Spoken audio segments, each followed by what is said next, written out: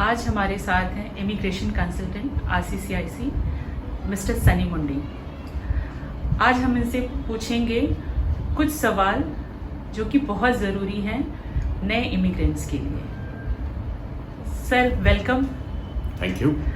So sir, जो सबसे ज़्यादा आज की डेट में सवाल पूछे जाते हैं इमिग्रेशन रिलेटेड, वो होते हैं कनाडा के लिए क्या क्या अभी वेज हैं जाने के लिए, कौन से ऐसे रास्ते हैं जिसको एक नया इमिग्रेंट चूज कर सकता है to reach out to Canada. क्या आप इस पे कुछ बता सकते हैं? देखिए, सबसे पहले तो ये बात है कि कनाडा जाने के तरीके जो और ज़रिए जो हैं ये तकरीबन 80 और 90 के बीच में हैं, जो स्ट्रीम्स अवेलेबल हैं अलग अलग तरीक़ों से, अलग अलग प्रोविंसेस से। लेकिन इनको मोटे तौर पर 3 हिस्सों में बांटा गया है। पहला है टेम्प्रेरी इमिग्रेशन, जिसमें कि आपका वर्क परमिट के ऊपर आप जाते हैं, या आप विजिटर बन के जाते हैं, या आप स्टूडेंट जाते हैं। दूसरा है इकोनॉमिक इमिग्रेशन, जिसमें कि आप एक्सप्रेस एंट्री या बिजनेस वीज़ा या एंटरप्रेन्योर वीज़ा जाते हैं। और तीसरा होता है family immigration. So family immigration में आपका कोई रिश्तेदार है जो आपको स्पॉन्सर कर सकता है, तो आप उसके बेसिस पे जाते हैं। लेकिन इसमें इन सबको जो सप्लीमेंट करता है वो है PNP, प्रोविंशियल नॉमिनी प्रोग्राम्स। यानी कि जो IRCC है वो कुछ सीट इमिग्रेशन के लिए अलॉट करता है हर साल प्रोविंसेस को। सो प्रोविंसेस अपनी ज़रूरत के मुताबिक कैंडिडेट्स को स्पॉन्सर करते हैं और IRCC फिर उनको इमिग्रेशन देता है। तो ये ज़रिया जो है PNP का ज़रिया, ये बाकी के 3 प्रोग्राम को सपोर्ट करता है। इनको छोटे तौर पे अलग अलग से अगर हम लें, सो टेम्प्रेरी इमिग्रेशन जो है इसके अंदर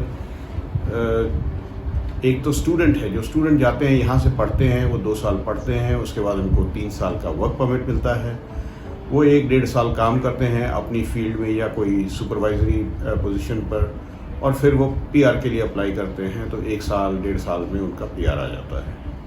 इसी प्रकार से टेम्प्रेरी फॉरेन वर्कर होते हैं जो कि वर्क परमिट पे जाते हैं, यहाँ से वो वर्क परमिट पे जाके वहाँ पर 1 साल के करीब काम करते हैं। फिर उनकी सिचुएशन के मुताबिक या तो वो डायरेक्ट अप्लाई कर देते हैं फेडरल में, या वो प्रोविंशियल नॉमिनी प्रोग्राम के थ्रू अप्लाई करते हैं, और फिर उनकी भी PR एप्लीकेशन वैसे हो जाती है। दूसरा हम आते हैं एक्सप्रेस एंट्री के ऊपर, इकोनॉमिक इमिग्रेशन के ऊपर। इसमें सबसे पहला है एक्सप्रेस एंट्री, जो कि सीधा पॉइंट सिस्टम है, जो कि सबसे पॉपुलर है, आप सब उसके बारे में अक्सर सुनते रहते हैं जी। इसके अलावा एंटरप्रेन्योर वीज़ा भी है, जिसमें कि आप बिजनेस खरीद या सेटअप कर सकते हैं। सो ये बिजनेस जो है ये आप उसको सेटअप करेंगे, खरीदेंगे, उसका प्रोविंशियल लेवल पर PNP प्रोग्राम के तहत वो कार्रवाई होती है, और उसके बाद प्रोविंस आपको नॉमिनेट करता है और आप फिर PR बन जाते हैं। इसके अलावा ओनर ऑपरेटर वीज़ा भी होता है, जो कि कुछ ऐसे ही चलता है। उसमें इन्वेस्टमेंट थोड़ी कम होती है, लेकिन आपका जो स्किल सेट है वो बिल्कुल मैच करना चाहिए। तीसरा इकोनॉमिक इमिग्रेशन का तरीका है इंट्रा कंपनी ट्रांसफ़र, जिसमें कि आप जिस कंपनी में काम करते हैं, वो कंपनी अगर कनाडा के अंदर अपना ऑफिस खोल रही है, तो वो कंपनी जिसके अंदर आपने 1 साल से ज़्यादा काम किया है, वो आपको ट्रांसफ़र कर सकती है वहाँ पर जाने के लिए, और आप फिर वहाँ पर कार्रवाई कर सकते हैं। इसके अलावा अब जो फैमिली है, फैमिली इमिग्रेशन में ये है कि कुछ प्रोविंसेस के अंदर फैमिली की इम्पोर्टेंस बहुत ज़्यादा होती है। मिसाल के तौर पे सस्कैचुअन के अंदर, सस्कैचुअन में उनका जो असेसमेंट ग्रिड है उसमें 20 नंबर आपको, कोई रिश्तेदार अगर आपका सस्कैचुअन में रहता है तो उसका 20 पॉइंट मिल जाते हैं। यानी कि चांसेस हैं कि आपको मोर और लेस आपका काम हो जाएगा।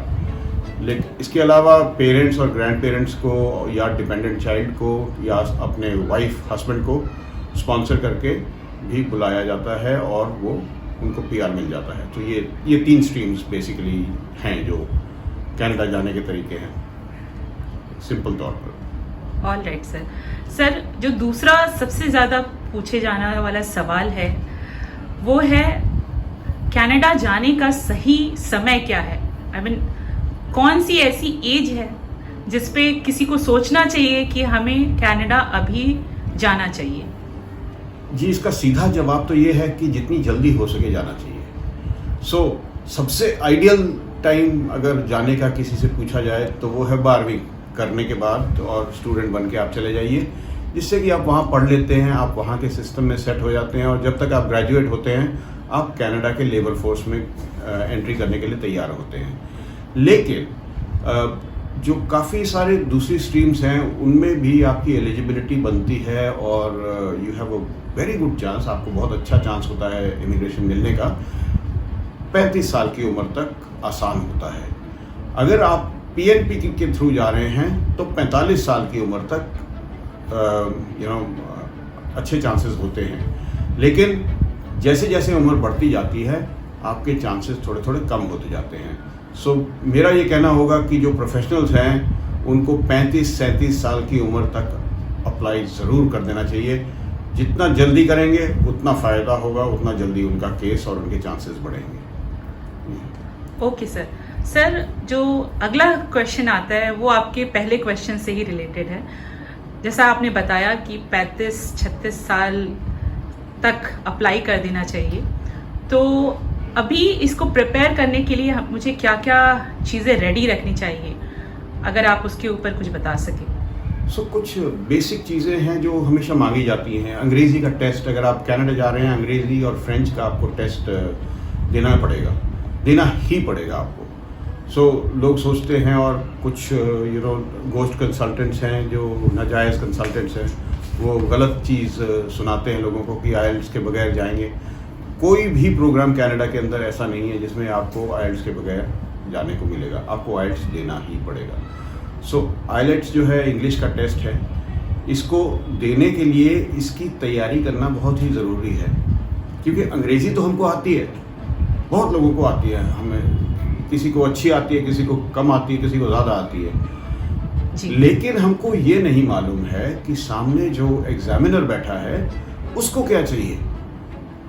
इसलिए बहुत ज़रूरी है कि आप कोई भी जिस इंस्टीट्यूट के ऊपर आपका विश्वास हो वहाँ से आप आइलेट्स की कोचिंग लें।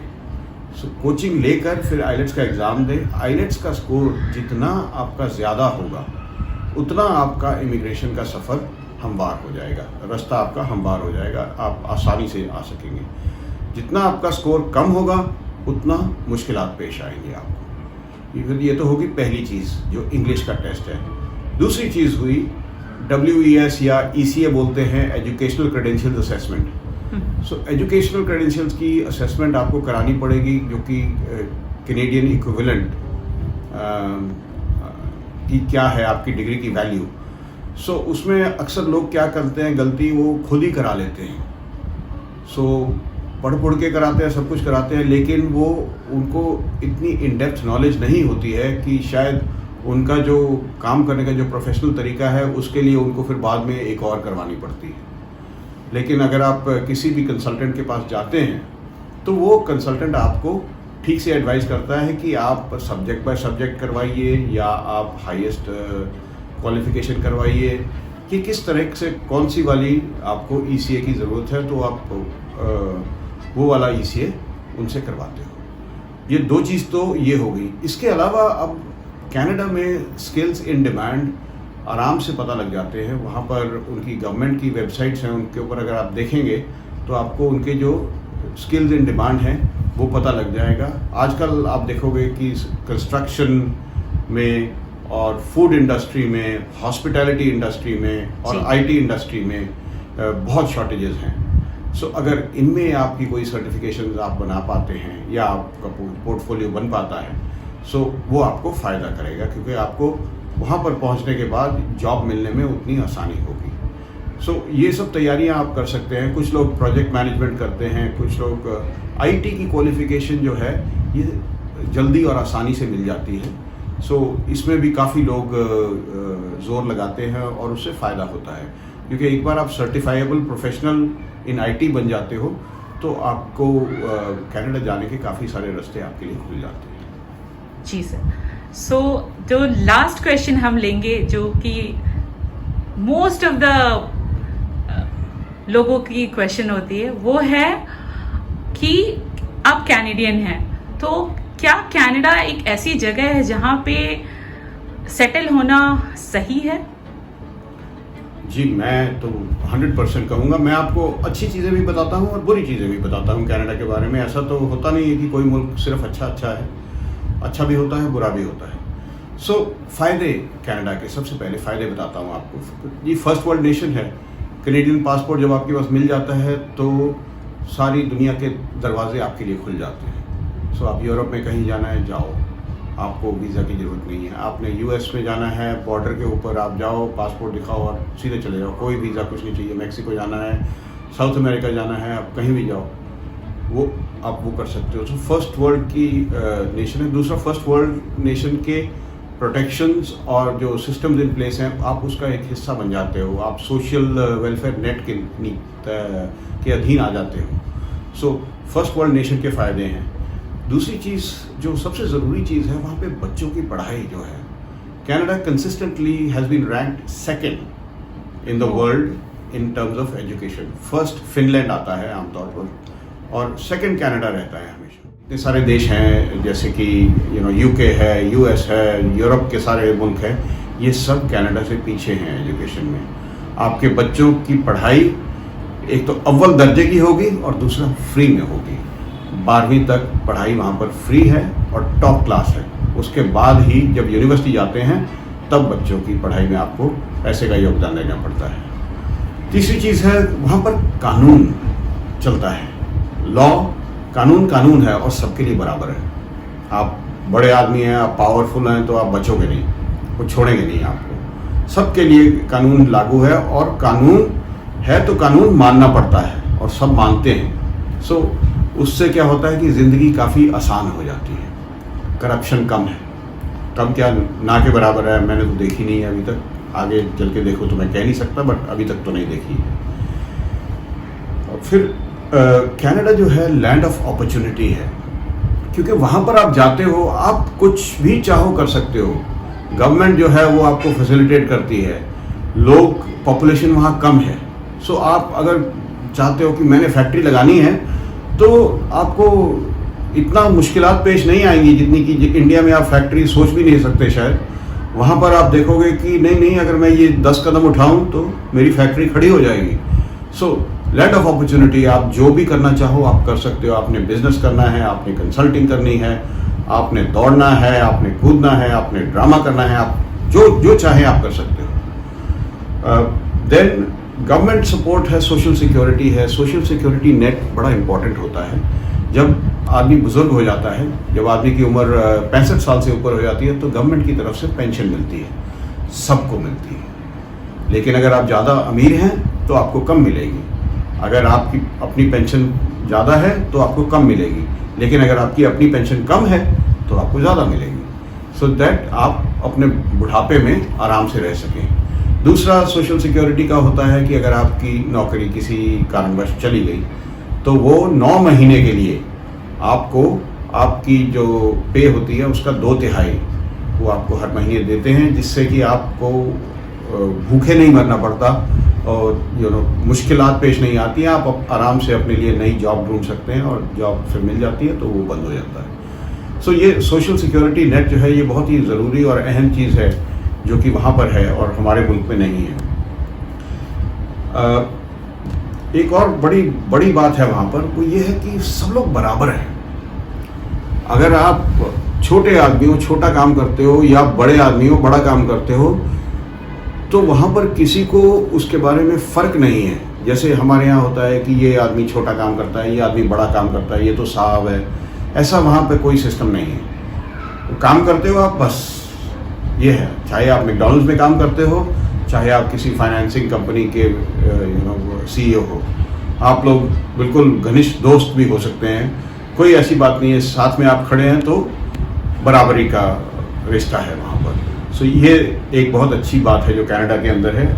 एंड लास्ट में एक और चीज़ कहूँगा, कम्युनिटी सपोर्ट। आप किसी भी शहर में जाते हो एज अ न्यू इमिग्रेंट, तो वहाँ के जो लोग हैं, जो वहाँ के रहने वाले हैं, जो शहरी लोग हैं, वो आपकी मदद करेंगे। वो इकट्ठे होकर आपकी मदद में आएंगे। आप उनको बोलोगे कि मैं यहाँ नया हूँ, तो वो आपको आके सारा शहर भी घुमा देंगे आपको कि ये चीज़ यहाँ होती है, ये चीज़ यहाँ होती है, इसको ऐसे कर लो, यहाँ पे आप घर ले लो।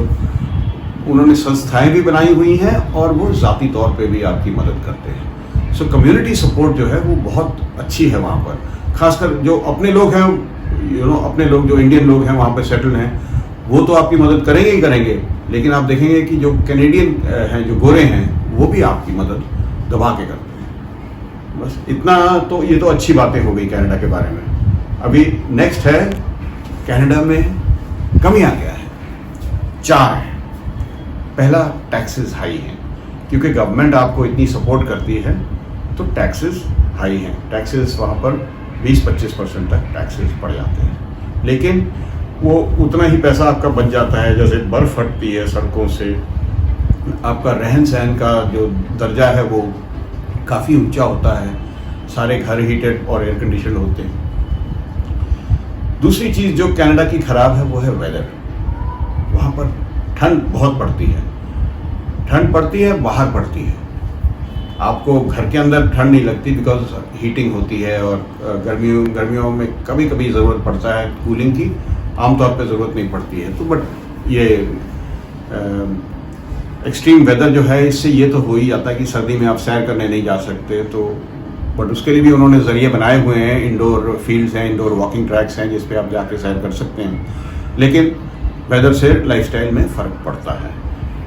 Cost of living comparatively high है, जैसे कि अगर इंडिया से कंपेयर करेंगे तो हाई ही है, लेकिन अगर यूएस से भी कंपेयर करेंगे तो थोड़ी हाई है। वो इसलिए कॉस्ट ऑफ लिविंग हाई है क्योंकि सब कुछ इंपोर्ट होता है, और टैक्सेस थोड़े वहाँ पे हम कनाडा के अंदर ज़्यादा हैं, क्योंकि गवर्नमेंट आपको ज़्यादा वेलफेयर देती है। जैसा कि आप जानते हैं, मेडिकल पूरा फ्री है वहाँ पर।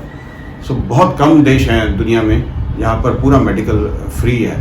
सो गवर्नमेंट आपसे अगर $100 महीने के ले लेती है एज एक्स्ट्रा टैक्स हर महीने, लेकिन वो आपको उससे कहीं ज़्यादा पैसे फैसिलिटीज़ में वापस भी कर देती है। और आखिरी चीज़ ये है कि अमेरिका का जो वहाँ की इकॉनमी है उसके ऊपर इन्फ्लुएंस काफ़ी है।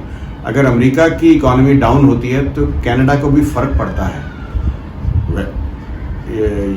ये कहना गलत होगा कि अगर यूएस की इकॉनमी डाउन हुई तो कनाडा की इकॉनमी भी डाउन होती है, क्योंकि नहीं होती है। जब पिछला डिप्रेशन आया था वहाँ पर 2009 में, तो तब कनाडा में कोई फ़र्क नहीं पड़ा था, बिकॉज वहाँ की गवर्नमेंट ने मेजर्स ले लिए थे जिससे कि वो उनको प्रॉब्लम नहीं आई। लेकिन फिर भी यूएस की इकॉनमी का जो भी हालात होती है उससे कैनेडियन इकॉनमी पे फ़र्क पड़ता है, क्योंकि वो बिगेस्ट ट्रेडिंग पार्टनर है उनका।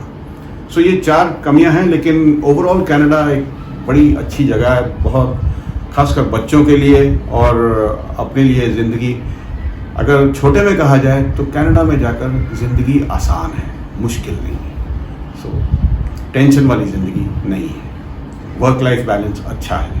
सो इसलिए मैं रेकमेंड करूंगा कि Canada is a good place to go to. जी धन्यवाद सर, महत्वपूर्ण पहलुओं के बारे में बताने के लिए, कनाडा के बारे में धन्यवाद। Thank you.